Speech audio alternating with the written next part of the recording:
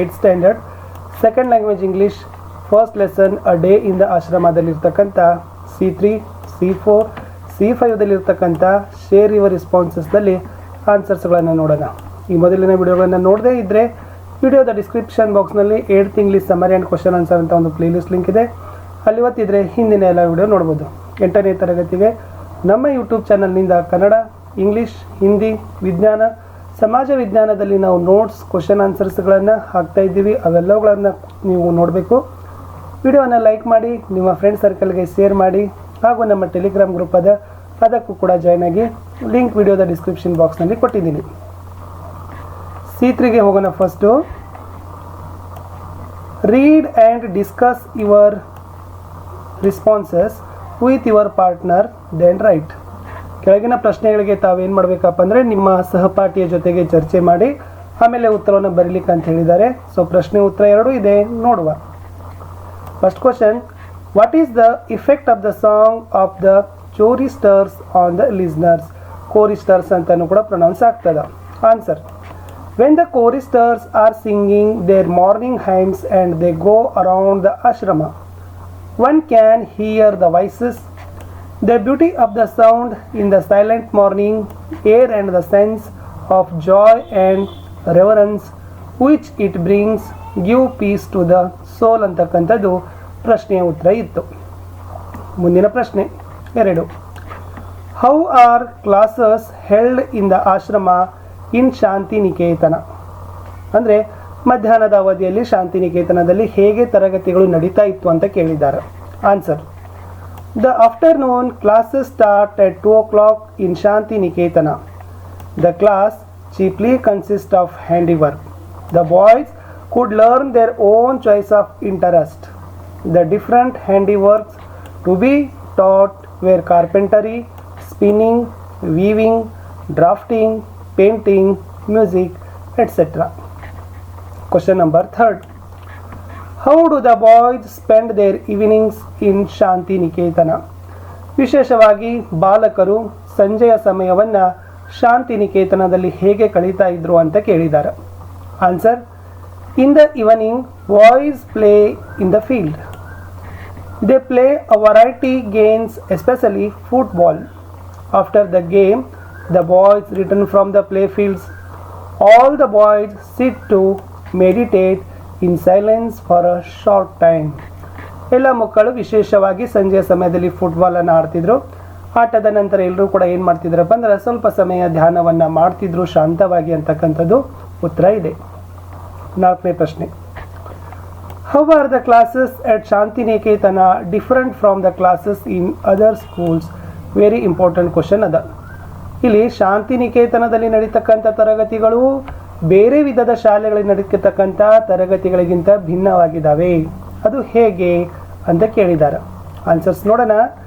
The classes at Shantiniketan is completely different from the classes of other schools. In Shantiniketan the teaching is student or child centred. The students sit with the teacher in the open air under the trees. There is no classrooms. The group of 8 to 10 students have one teacher. Very few books are used. Most of part of learning is done through conversation. The students could ask the questions and clear their doubts. On the contrary, in other schools, the teaching is teacher oriented, centered. One teacher in the class should teach 50 to 60 students many books and subjects. Her subjects are compulsory whether the students like or dislike. The answer should be by hearted. Handiworks are very less and they were not given much importance. The students do not have freedom ಅಂತಕ್ಕಂಥದ್ದು ಬರೀಬೇಕು. 5th questions ಇದೆ ಮಕ್ಕಳೇ. How does Shantiniketan prepare the boys for life? Shantiniketan ಮಕ್ಕಳನ್ನು ವಿಶೇಷವಾಗಿ ಬಾಲಕರನ್ನ ಜೀವನದಲ್ಲಿ ಹೇಗೆ ರೂಪಿಸ್ತದೆ ಅಂತ ಕೇಳಿದ್ದಾರೆ. Answer, the classes in Shantiniketana not only teaches subjects but also handiworks. Here the importance is given to all-round development of the students. The teacher-student relationship is cordial and the teachers find out the students' talent and encourage them to learn that subject. handiworks are also helpful to build their future and succeed in that particular field. If the students learn their talented subjects, they would definitely gain skills. It is helpful in their future life. Thus, Shantiniketana helps and prepare the students for life. ಇಲ್ಲಿಗೆ C3 ಮುಗಿತು. C4 ಅಲ್ಲಿದೆ. The writer has used the phrases living education to describe the experience in Shantiniketana. Some futures of educations are given below. Classify them into the categories of living education and unimaginative instruction. Discuss in groups. Answers ಇದೆ. Living ಎಜುಕೇಷನಲ್ಲಿ ಯಾವ ಬರ್ತವೆ, ಅನ್ಇಮ್ಯಾಜಿನೇಟಿವ್ ಇನ್ಸ್ಟ್ರಕ್ಷನಲ್ಲಿ ಏನು ಬರ್ತಾವೆ ಅನ್ನೋದನ್ನು ಕೋಷ್ಟಕದಲ್ಲಿ ಬರಿಬೇಕು. ಒಂದವ್ರು ಕೊಟ್ಟಿದ್ದಾರೆ open discussion ಅಂತ, ಅದೇ ತರಹದಾಗಿ ನಾವು ಬರಿಬೋದು meditating, learning outside in nature, students asking questions to teachers, experimenting, creative thinking, then last one is identifying students natural taste ಅಂತ ಬರಿಬೇಕು. ಇನ್ನು ಅನ್ಇಮ್ಯಾಜಿನೇಟಿವ್ ಇನ್ಸ್ಟ್ರಕ್ಷನಲ್ಲಿ ಫಿನಿಶಿಂಗ್ ಲರ್ನರ್ಸ್ ಇದೆ, ಮೆಮೊರೈಸಿಂಗ್ ಬರಿಬೇಕಿತ್ತು, ಡಿಕ್ಟೇಟಿಂಗ್ ನೋಟ್ಸ್ ಬರಿಬೇಕು, ಸ್ಟೂಡೆಂಟ್ಸ್ ಪ್ಯಾಸಿವ್ಲಿ ಲಿಸ್ನಿಂಗ್ ಬರಿಬೇಕು, ಬುಕಿಶ್ ಲರ್ನಿಂಗ್ ಅಂತದ್ದನ್ನು ಸಹಿತನೂ ಕೂಡ ಬರೆದ್ರೆ ಸೊ ಈ C4ದಲ್ಲಿರ್ತಕ್ಕಂಥ ಆನ್ಸರ್ಸ್ ಕಂಪ್ಲೀಟ್ ಆಯಿತು. ಲಾಸ್ಟ್ ಹೋಗೋಣ ವಿದ್ಯಾರ್ಥಿಗಳೇ, C5ಅಲ್ಲಿ ಈ ವಿಡಿಯೋದ ಕಡೆಯ ಪ್ರಶ್ನೆ. Write a paragraph describing your idea of a good school. S, ನಿಮ್ಮ ಯೋಚನೆಗಳು ಹೇಗಿದ್ದಾವೆ, ಯಾವುದರ ಬಗ್ಗೆ, ಅ ಗುಡ್ ಸ್ಕೂಲ್ ಹೇಗಿರಬೇಕು ಅನ್ನೋದನ್ನು ಬರಿಬೇಕಿತ್ತು. ಸೊ ಕೆಲವೇ ಸೆಂಟೆನ್ಸ್ಗಳನ್ನು ಇಲ್ಲಿ ನೋಡುವ. The teachers R pillars for school. They must be educated, kind, learn, discipline and have a lot of patience. They must love their profession and children. Magnificent building, spacious classroom and a big fields are not as much important.